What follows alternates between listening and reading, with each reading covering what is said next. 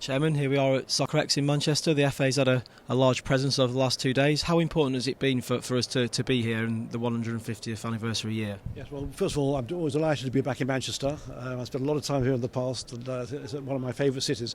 Really important. I mean, this is clearly one of the main events of its sort in football, and we're well represented here. I'm delighted that our manager is speaking at this moment, and we take this very seriously. So really delighted to be here. It's an important thing, and as you say, in our 150th anniversary, there's a lot of messages we want to get out, and in fact I'll be speaking soon and getting a lot of them over, I hope, to this important audience.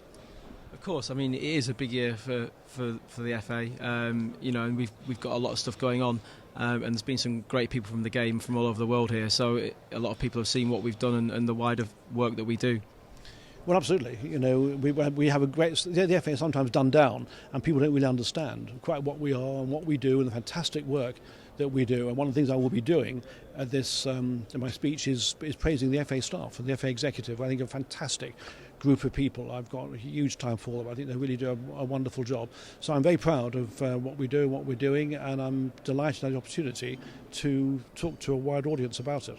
It's a big day otherwise for football, with the news that goal line technology is going to be introduced in the start of next season. What are your thoughts on that? Yeah, it's something we've been advocating for a long while. It's very important. I mean, none of us will forget the goal against Germany in the World Cup of all things, and that sort of thing shouldn't be allowed to happen. And although you don't get that many decisions that goal line technology is relevant to, when you do get them, they tend to be big, important ones. So it's long overdue. Delighted it's in place. Very pleased the Premier League will have it in operation for next season, and I expect us to have it at Wembley for the Community Shield.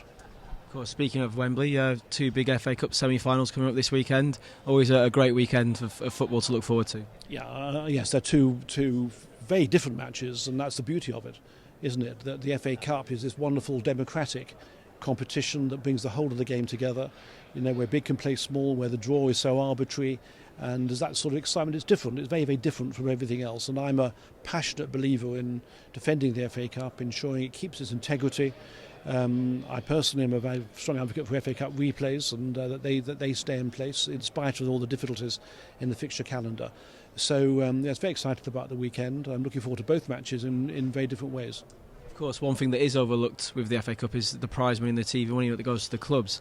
And Millwall, one of the semi-finalists on Saturday, have actually made 1.25 million this season from prize money alone. I mean, that's something that can be so important to clubs up and down the country. Yes, of course. There's sizable prize money all the way through the competition, and that, as you say, that's extremely important.